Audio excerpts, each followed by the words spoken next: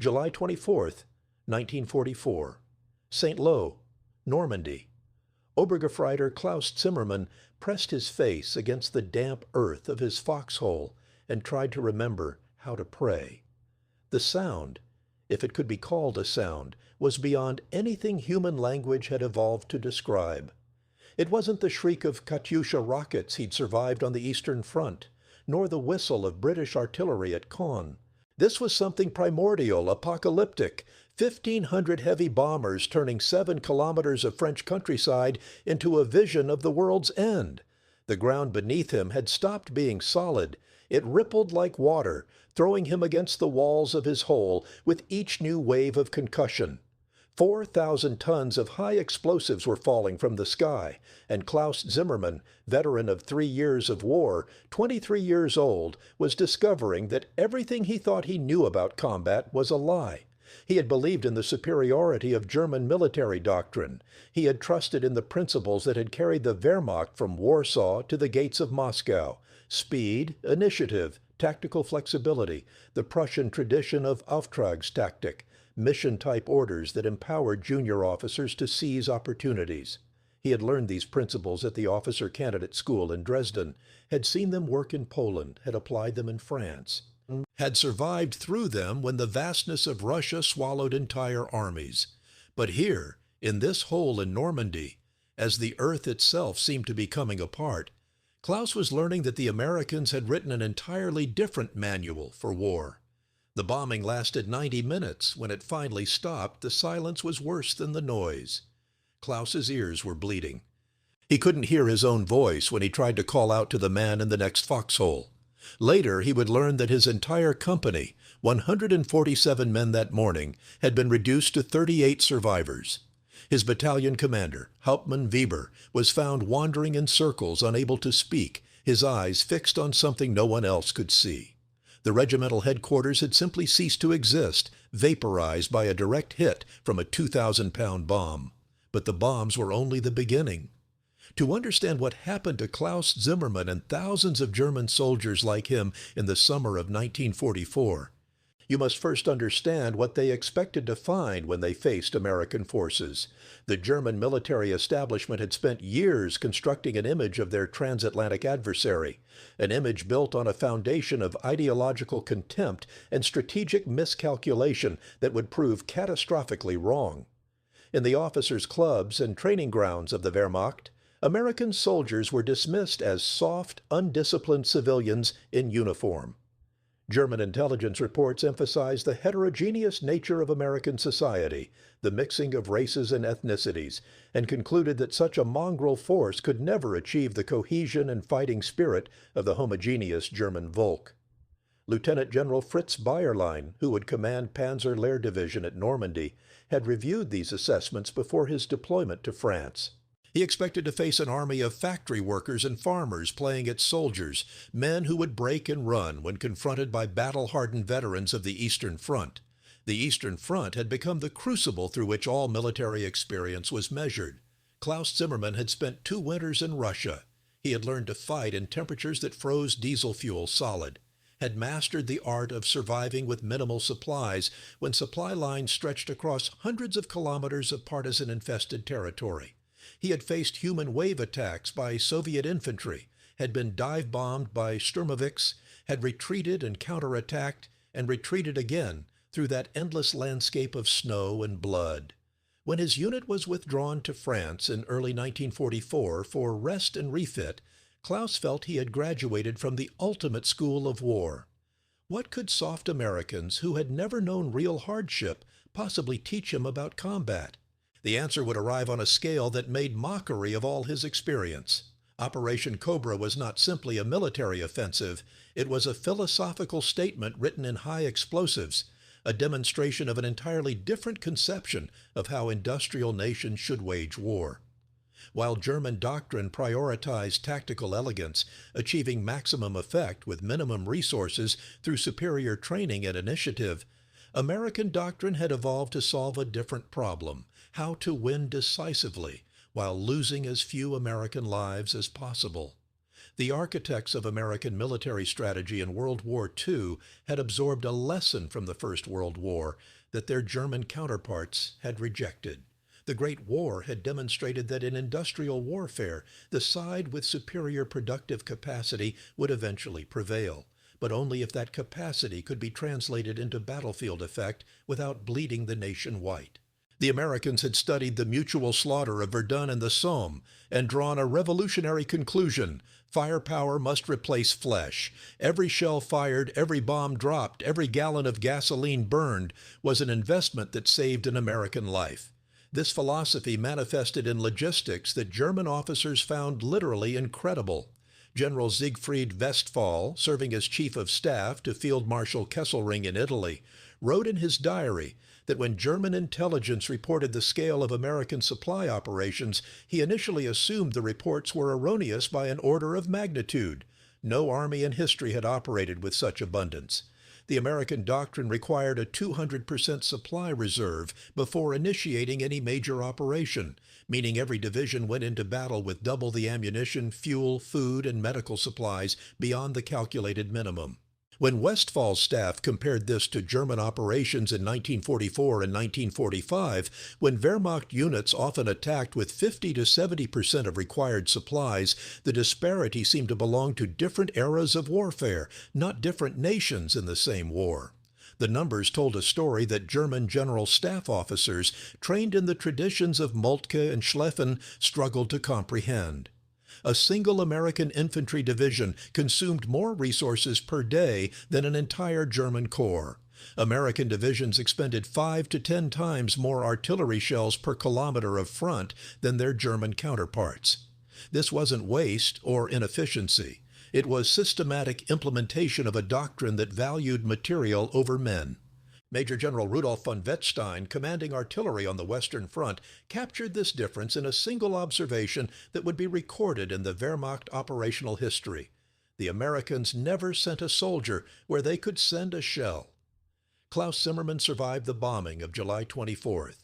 When the earth finally stopped shaking and he crawled from his foxhole, he emerged into a landscape that bore no relationship to the Norman countryside he had occupied for 6 weeks. The hedgerows that had provided such excellent defensive positions had been uprooted, tossed about like twigs in a storm. Craters overlapped craters in an endless moonscape of churned earth. The small stone farmhouse that had served as his company command post had been compressed into a layer of rubble no more than a meter high. The smell, cordite, pulverized stone, burning vegetation, and something else, something organic and terrible, hung in the air like a physical presence. He found 3 other survivors from his platoon: Gefreiter Hoffmann, whose right arm hung at an unnatural angle; Private Schreiber, 19 years old, sitting on the edge of a crater and crying soundlessly; and Feldwebel Gottfried, the veteran sergeant who had kept the platoon together through 2 years of Russia. Gottfried was trying to organize a defensive position as training dictated, but his movements were mechanical, automatic. When Klaus looked into the sergeant's eyes, he saw something broken there. Quote 1. Gottfried said, his voice strange and flat. Quote 2. The American infantry and armor began their advance that afternoon. What Klaus witnessed in the hours that followed completed the psychological destruction that the bombing had begun. The Americans didn't attack like German forces attacked, with speed and initiative to exploit tactical opportunities. They didn't attack like Soviet forces, with waves of infantry accepting terrible casualties to overwhelm defensive positions through sheer numbers. The Americans advanced like a glacier, slowly, methodically, behind a rolling barrage of artillery that moved forward at precisely calculated intervals. Whenever they encountered resistance, they stopped. They didn't try to flank or infiltrate. They called in more firepower. Klaus watched through borrowed binoculars as an American infantry company encountered a German machine gun position that had survived the bombing. 4 men in a concrete bunker left over from the German coastal defenses. The American infantry immediately withdrew to covered positions. Within minutes, artillery fire began to fall on the bunker. Not random fire, but methodical, concentrated shelling that continued for 20 minutes. When the artillery stopped, 2 American tanks moved forward and fired directly into the bunker from a distance of 200 meters. Only then did the American infantry advance to occupy the position. 4 German soldiers had required nearly an hour to neutralize and had absorbed artillery and tank ammunition that would have supplied a German battalion for a week. To German officers trained in the principle of economy of force, this seemed criminally wasteful. But by nightfall, Klaus understood. Those 4 German soldiers had been killed, but not a single American soldier had died taking that position. Ammunition could be replaced. American lives could not. The psychological impact of this realization rippled through German ranks like a contagion. The war diary of the 352nd Infantry Division, defending a section of the Normandy front during Operation Cobra, contains entries by multiple officers describing the continuous steel rain that preceded each American attack. One company commander wrote, "Our men no longer speak of defending their positions. They speak only of surviving until the next attack. The bravest soldier cannot stand indefinitely against material superiority of this magnitude. It is not a question of courage, but of mathematics." Klaus Zimmermann's war ended 3 days after Operation Cobra began, though he didn't die. His company, what remained of it, had been ordered to hold a crossroads outside the village of Marigny. The position was important. 2 main roads intersected there, and whoever controlled it would control the pace of the American advance. Hauptmann Weber, recovered enough to issue orders but still not fully present, organized the defense with German tactical efficiency. They established interlocking fields of fire, prepared fallback positions, stockpiled their dwindling ammunition.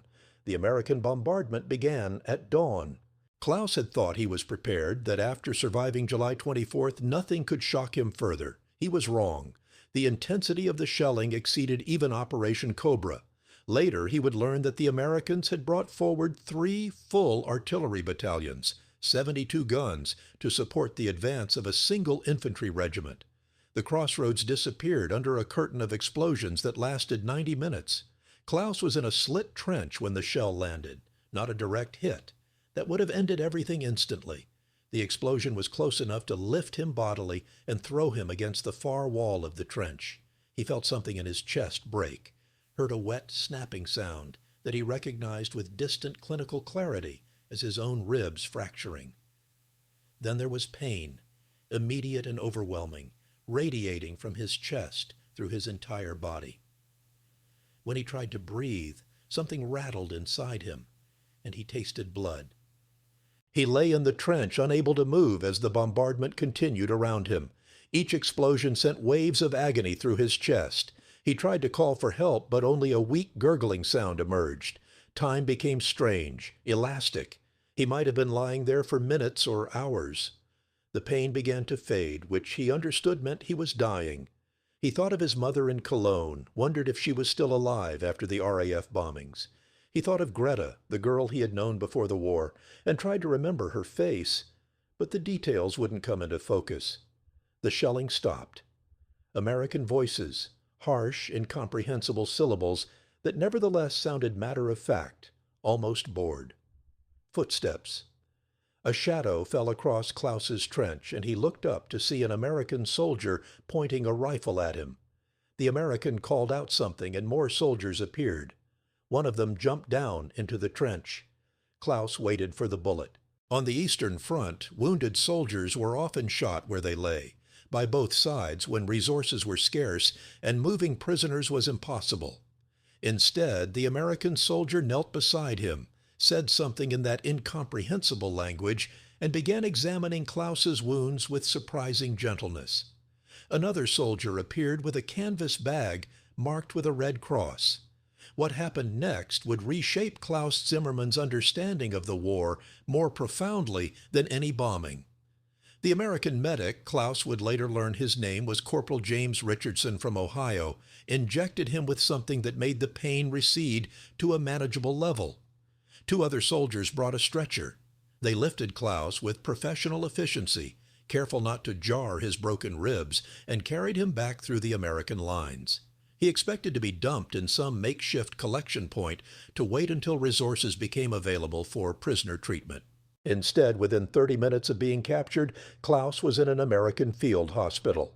The field hospital was unlike anything Klaus had ever seen in Wehrmacht service. It wasn't a requisition barn or a tent pitched in a muddy field.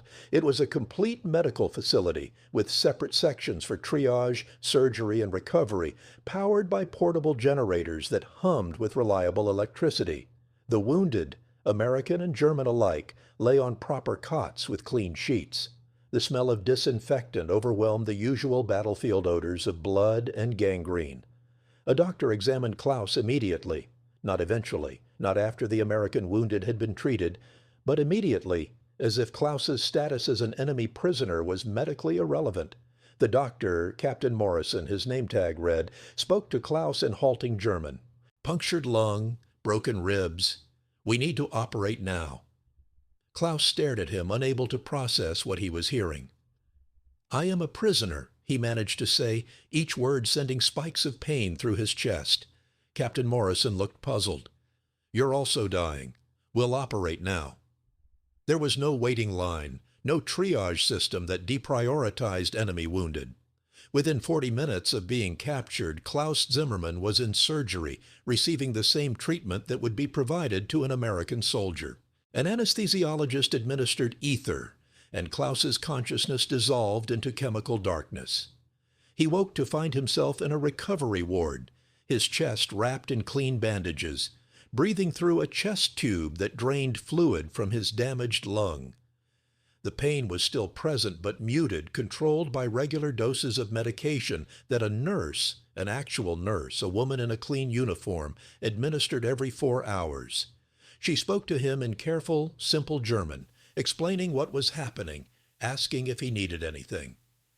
Klaus lay in that American field hospital for 5 days before being transferred to a more permanent POW facility. During those 5 days, his understanding of the war underwent a revolution more total than any battlefield defeat. He had been taught that Americans were soft, decadent, lacking in martial virtue. Instead, he had encountered a military machine so supremely confident in its material superiority that it could afford to treat its enemies with the same medical care as its own soldiers. This wasn't softness. It was the ultimate expression of strength. The stories from other German prisoners confirmed Klaus's experience. The American treatment of POWs wasn't an isolated incident or propaganda for Red Cross inspectors. It was systematic policy, implemented with the same logistical efficiency that characterized all American military operations. Oberst Rudolf Christoph von Gersdorf, a staff officer captured after the Falaise Pocket, would later testify in post-war interviews conducted by the U.S. Army Military Intelligence Service that the scale of American logistics defied German comprehension. "We calculated that it was impossible," he said. "The tonnage required to maintain such operations, the fuel consumption, the ammunition expenditure. Our staff officers insisted the intelligence reports had to be exaggerated. Then we were captured and saw it ourselves." In the POW camps, German officers had time to reflect on what they had witnessed. They had access to American newspapers and magazines, and slowly they began to understand the philosophical foundation of American military doctrine.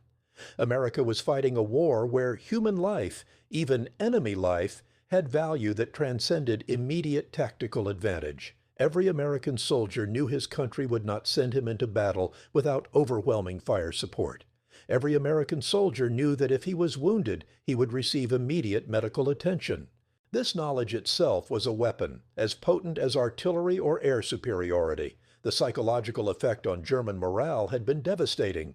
In post-war interviews conducted by the U.S. Army Historical Division, German soldiers who had fought on both the Eastern and Western fronts consistently reported that they would prefer to face 10 Soviet divisions rather than one American division with full air and artillery support. This wasn't a comment on Soviet fighting quality. German soldiers respected and feared Soviet troops. It was an acknowledgement that the American way of war was psychologically unsustainable for defenders. General Lieutenant Fritz Bayerlein, in his lengthy post-war testimony, described the American method as, quote, 10. He noted that German tactical doctrine had always emphasized achieving maximum effect with minimum resources. Quote 11, he said. Quote 12, the numbers supported Bayerland's observations. During the Normandy campaign, American forces suffered significantly lower casualty rates than either German or Soviet forces, while achieving comparable or superior tactical results. This wasn't because American soldiers were better trained or more courageous than their adversaries. It was because American doctrine systematically protected soldiers through overwhelming material superiority. Klaus Zimmermann spent the remainder of the war in a POW camp in England, then in rural Pennsylvania, after being transferred across the Atlantic. The camp was surrounded by barbed wire and guard towers. But within those boundaries, life bore little resemblance to his expectations of captivity. The prisoners received 3 meals a day, more food, Klaus realized with a mixture of shame and amazement, than German civilians were receiving in the Reich. They had access to medical care, educational programs, even recreational activities. The American guards treated them with professional distance, but not cruelty. In the camp, Klaus had time to process what he had experienced. He thought about the moment in the trench when the American medic had treated his wounds with the same care he would have shown an American soldier. He thought about Captain Morrison operating on an enemy prisoner as if nationality was medically irrelevant. He thought about the field hospital with its clean sheets and regular electricity, functioning seamlessly in the middle of a combat zone. He thought about the 4,000 tons of bombs that had fallen on 7 kilometers of French countryside, and what that number really meant. It meant that America possessed such vast industrial capacity that it could afford to expend resources on a scale that made traditional military calculations obsolete. It meant that American military planners valued the lives of their soldiers so highly that they would spend almost any amount of materiel to protect them. And it meant that Germany, fighting a war based on tactical excellence and ideological fervor, had been confronting an opponent operating according to entirely different rules. In 1946, after the war ended, Klaus was repatriated to Germany. He returned to a country that no longer existed in any meaningful sense. The Reich had been divided, occupied, transformed. Cologne was a landscape of rubble where his mother's house had stood. He eventually found her alive, living in the basement of a partially collapsed building, surviving on Allied food aid. Klaus never spoke much about his war experiences. What could he say? That he had believed in German military superiority until 4,000 tons of bombs taught him otherwise, that he had expected to die in a muddy trench until an American medic saved his life, that the enemy he had been taught to despise had treated him with more humanity than his own command had often shown its own soldiers. But on rare occasions, usually late at night when old war wounds ached and sleep wouldn't come, Klaus would think about that moment in the American field hospital, when he had understood, with sudden clarity, why Germany had lost the war. It wasn't about courage or training or tactical doctrine. It was about a fundamental philosophical difference. Germany had fought a war where soldiers were expendable resources to be used efficiently in pursuit of victory. America had fought a war where victory was only acceptable if it preserved the lives of those fighting for it. The Americans had proven that it was possible to win a war without sacrificing your own population in the process. They had demonstrated that material abundance, properly organized and applied, could achieve what tactical brilliance alone could not.